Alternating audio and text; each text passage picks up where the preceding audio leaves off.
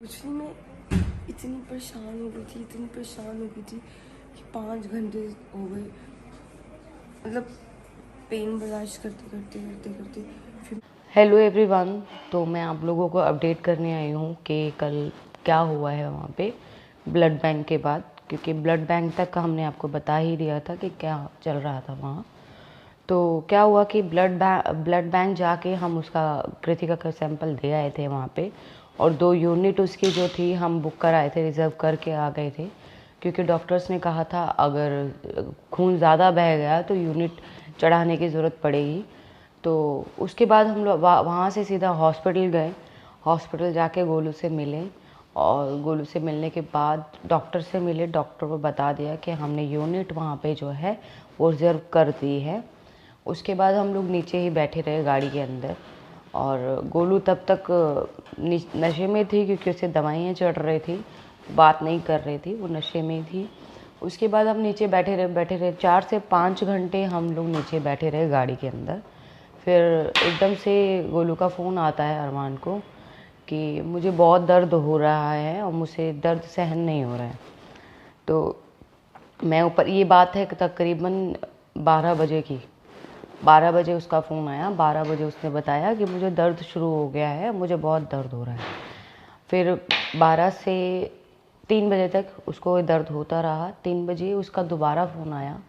उसने बोला कि अब मुझसे सहन नहीं हो रहा है दर्द, अब मुझे डॉक्टर को बोलो ओटी में ले जाके ये जो भी करना है प्रोसीजर करें और बच्चा बाहर निकाल दें।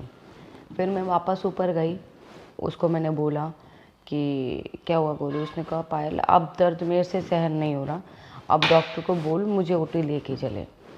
तो मैंने बोला ठीक है। मैंने डॉक्टर को बुलाया। मैंने कहा डॉक्टर अब उससे वो सहन ही नहीं हो रहा, वो नहीं सहन कर सकती है दर्द, आप प्लीज़ उसको लेके चलिए ओटी। तो डॉक्टर ने, 2 डॉक्टर्स थे, दोनों डॉक्टर्स ने मुझे समझाया कि मैम अब जो दर्द हो रहा है एक्चुअल दर्द यही है, और इस दर्द से जो बच्चा है वो बाहर आ जाएगा। तो मैंने कहा मैम ये टॉलरेट ही नहीं कर पा रही है, दर्द सहन ही नहीं कर पा रही है, तो कैसे। तो उन्होंने कहा प्लीज़ इनको बोलो थोड़ी देर और ही दर्द सहन कर लें, नहीं तो फिर इनको जब ओटी में लेके जाएंगे तो हो सकता है कि हम वैक्यूम से निकालें, सफाई करें, और अगर सफाई से नहीं निकल पाएगा बच्चा तो सर्जरी होगी कट लग के। तो वो तो डिफ़िकल्ट था मेरे लिए कि वहाँ मैं इस चीज़ के लिए हाँ भरूँ।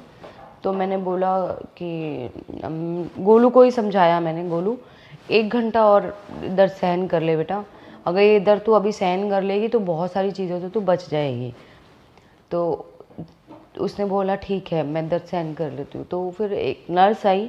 नर्स गोलू को इंजेक्शन देने वाली थी। तो मैंने पूछा किस चीज़ का इंजेक्शन है। तो उसने, फिर गोलू ने भी बोला किस चीज़ का इंजेक्शन है, अब मैं दर्द की कोई भी दवाई नहीं लूँगी, क्योंकि मुझे दर्द सहन नहीं हो रहा, मैं दर्द की कोई दवाई नहीं लूँगी। तो गोलू ने डिनाई कर दिया। तो नर्स ने वो इंजेक्शन नहीं लगाया, वो चली गई।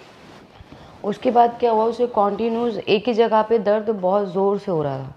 तो उसने डॉक्टर को बताया कि मुझे ये दर्द क्यों हो रहा है कॉन्टीन्यूस, मेरे को ये दर्द नहीं सहन हो रहा।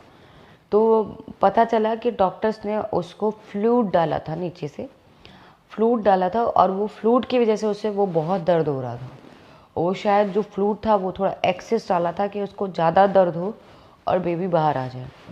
तो जब उसे डॉक्टर्स ने देखा कि नहीं इससे सहन नहीं हो रहा है, तो डॉक्टर्स ने वो फ्लूइड वापस सिरिंज से वापस निकाला, और जैसे ही वो सिरिंज से वापस निकाला तो उसको रिलीफ मिल गया, उसको दर्द होना बंद हो गया। फिर गोलू ने जैसे निकाला, गोलू ने बोला कि अब ठीक है डॉक्टर, अब मुझे दर्द नहीं हो रहा है, अब मैं 1 घंटा वेट कर सकती हूँ। तो मुझे भी लगा कि चलो ठीक है, अब उसका दर्द थोड़ा कम हो गया है और अब ये हो जाएगा। फिर 1 घंटा वेट किया हम लोगों ने, और हमने डॉक्टर्स को बोल दिया था कि अगर 1 घंटे के अंदर 4 बजे तक अगर बच्चा बाहर नहीं आता है तो आप इन्हें ओटी में ले जाइएगा, हम और वेट नहीं करें। तो उन्होंने कहा ठीक है आप एक काम करो, हम 4 बजे इसको ओटी ले जाएंगे।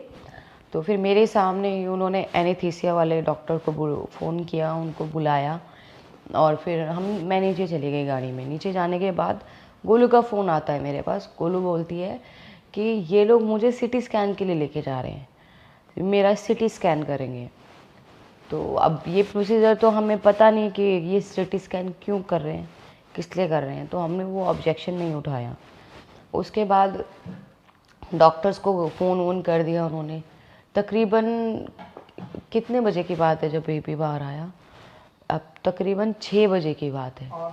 8, हाँ, करते करते मतलब ओटी नहीं लेके गए वो लोग, सीटी स्कैन, एनेस्थीसिया। अब वो शायद हमें बहला रहे थे कि हाँ हम ओटी में लगाने की तैयारी कर रहे हैं, डॉक्टर्स को बुला रहे हैं। डॉक्टर बहुत अच्छे थे, उनको जहाँ तक था कि बस ये था कि नॉर्मल हो जाए, नॉर्मल कोई कटवट ना हो, और ये जो पेन हो रहा है इसी से होगा। तो हम भी थोड़ा एग्रेसिव हो गए थे, मैं भी थोड़ी एग्रेसिव हो गई थी डॉक्टर के सामने। मैंने थोड़ा सा शाउट किया क्योंकि मैं गोलू का दर्द नहीं देख पा रही थी। मैंने बोला डॉक्टर आपको ये, आप इसे इंजेक्शन विजेक्शन मत दीजिए, मैं आपको बोल रही हूँ आप इसे लेके जाइए।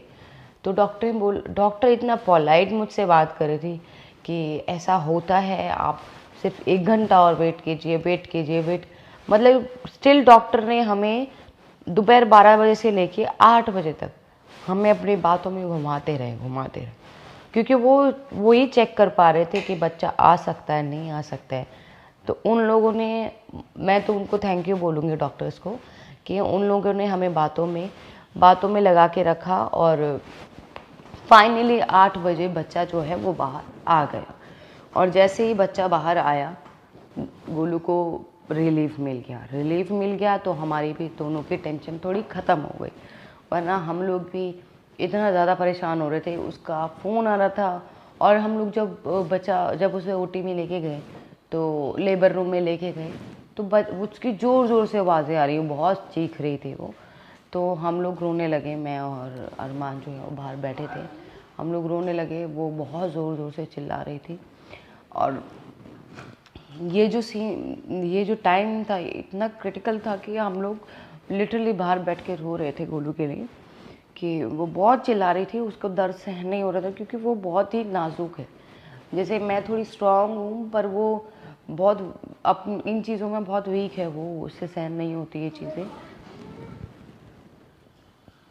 तो फाइनली हो गया। उसके बाद जो उसका प्लासेंटा है वो निकलने में थोड़ा टाइम लगा। तो 9 बजे के करीब बिल्कुल सब कुछ ठीक हो गया, उसे वापस रूम में शिफ्ट कर दिया है। और अब जो है मैं भी घर हूँ, अभी उसे बस हम जा रहे हैं उसे डिस्चार्ज कराने, और आगे के अपडेट मैं आपको दूँगी डिस्चार्ज कराने के बाद।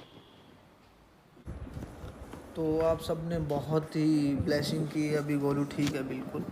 और रात के 1 बज गए हैं, और ये अभी बच्चे को भूख लगी थी तो मैंने घर से कुछ दलिया वलिया और चाय वाय ले आया था, पायल ने बना दी थी। बस अब ठीक है। और बहुत लोगों की दुआएं थी, बहुत लोगों की ब्लेसिंग थी, तो थैंक यू सो मच सबको कि आप हमारी फैमिली का हिस्सा हो, और इतने लोग गोलू को प्यार करते हैं। और गोलू अब ठीक है बिल्कुल, और इसको मैं सुबह यहाँ से लेके जाऊँगा। तो काफ़ी देर से मतलब वेट कर रहा था कि कब खड़ी हो, क्योंकि खाया नहीं था ना कुछ भी। 4 घंटे से वेट कर रहे थे हम कि उठ जाएगी तो कुछ खा लेगी।